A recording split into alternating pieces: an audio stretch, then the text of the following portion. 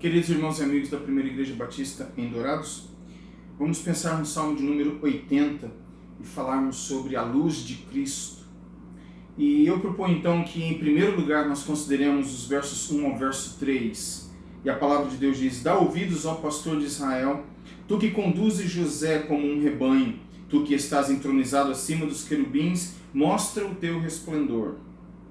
Diante de Efraim, Benjamim e Manassés, desperta o teu poder e vem salvar-nos. Restaura-nos, ó Deus, faze resplandecer o teu rosto e seremos salvos. Então aqui nós temos em primeiro lugar o favor divino que vem demonstrado através deste rosto que resplandece sobre o povo. O rosto de Deus, o rosto, a face divina que resplandece a sua glória sobre o povo do Senhor, e isto é a expressão do favor divino. Os versos 4 e verso 7 dizem: Ó Senhor Deus dos exércitos, até quando estarás indignado contra a oração do teu povo?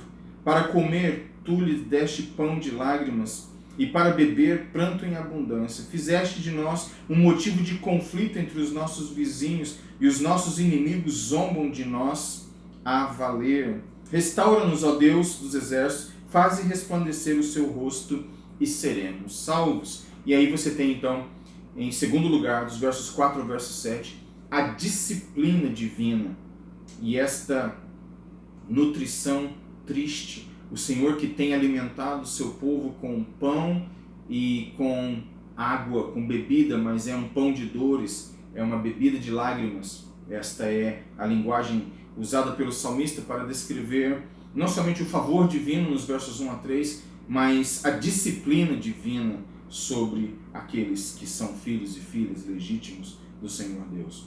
Dos versos 8 ao verso 13 nós temos algo mais.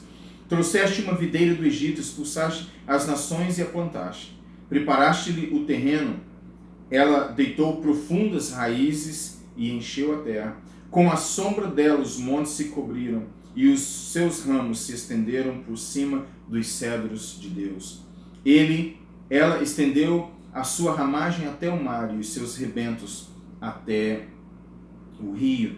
Por que derrubaste as cercas que havia em volta dela, deixando que todos que passam pelo caminho arranquem as suas uvas? O javali da selva devasta e os animais do campo se alimentam dela. Então, dos versos 8 ao verso 13, uma expressão dolorida daquele que é o sofrimento do povo, mas ao mesmo tempo o potencial divino, esta experiência com Deus que é consciente. Ele fala desta prosperidade que um dia aconteceu. O salmista recapitula a ruína que eles experimentaram como povo do Senhor, mas ao mesmo tempo e a questão relacionada à restauração. Então é uma recapitulação e é uma afirmação histórico-existencial de grande importância, de que houve prosperidade, passamos pela ruína, mas nós também vivemos a restauração das coisas concernentes à nossa vida. Então, do verso 8 ao verso 13, uma descrição dolorida da experiência, porém marcada pelo potencial divino.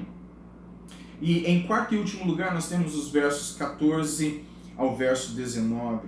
Ó Deus dos exércitos, volta-te, nós te rogamos. Olha do céu, vê e visita esta vinha. Protege o que a tua mão direita plantou, o ramo que para ti fortaleceste. Foi cortada, foi queimada, pereçam os nossos inimigos pela repreensão do teu rosto. Seja a tua mão sobre aquele que escolheste, sobre o filho do homem que fortaleceste para ti. E assim não nos afastaremos de ti. Vivifica-nos, Senhor, e invocaremos o teu nome. Restaura-nos, ó Senhor, Deus dos exércitos. Faze resplandecer o teu rosto e seremos salvos. Então aqui você tem a reaproximação divina e como que o avivamento é necessário do ponto de vista do salmista. Venha, Senhor, volta-te para nós, se aproxima de novo, ilumina as nossas vidas pela iluminação, pela luz da tua face, e assim a reaproximação divina ela é solicitada e o avivamento é algo para o salmista necessário. Nos versos 3, 7 e 19, a ideia se repete, como que um refrão. Restaura-nos, ó Deus, faze resplandecer o teu rosto e seremos salvos. Restaura-nos, ó Deus dos exércitos. E depois no verso 19 a mesma coisa. Restaura-nos, ó Senhor, Deus dos exércitos. Faze resplandecer o teu rosto e seremos salvos. Então, em meio a este hino, estas ênfases que vêm marcando o texto e mostrando como que a glória do Senhor Deus, que resplandece sobre o povo, faz com que o povo experimente o favor divino, a disciplina divina, o potencial divino e a reaproximação divina na vida daquele que crê. E assim nós temos que esta luz de Cristo, a luz da face do Senhor Deus Trino de Israel, ela esclarece, ela instrui, ela honra todo aquele que crê. E por esta razão nós nos aproximamos do Senhor Jesus Cristo.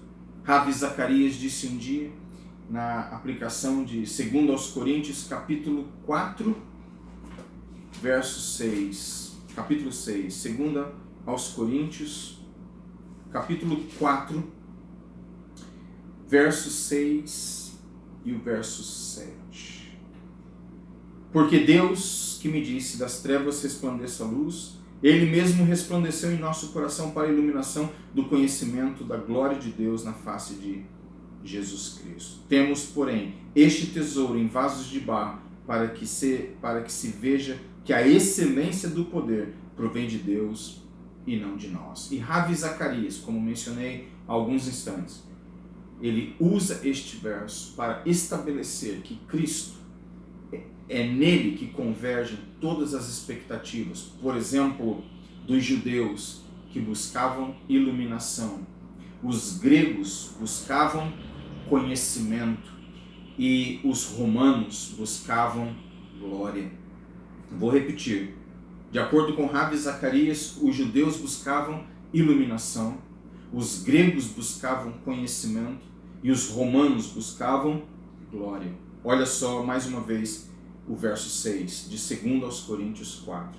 Porque Deus que disse das trevas resplandeça a luz, iluminação, Ele mesmo resplandeceu em nosso coração para a iluminação do conhecimento da glória de Deus na face de Jesus Cristo. Em Cristo nós temos tudo aquilo que a história, o mundo, a raça humana procura e que a luz de Cristo nos guie. Oremos. Senhor, nosso Deus e Pai, em meio às nossas escuridões, em meio aos vales da sombra da morte, em meio às incertezas, nós pedimos que Jesus Cristo permaneça a rocha segura sob os nossos pés, que Ele seja o nosso castelo forte, o nosso terreno alargado, firmado, que nós possamos caminhar na luz de Cristo e pelo Senhor Jesus Cristo sermos iluminados, não somente durante os dias da nossa peregrinação terrena, mas até que possamos adentrar os portões celestiais e assim vivermos na presença de Cristo em sua luz para todo sempre. Sê conosco, ilumina as nossas vidas e entrando a luz de Cristo, que todas as trevas sejam dissipadas. É o que eu peço e oro, no nome santo de Jesus Cristo. Amém.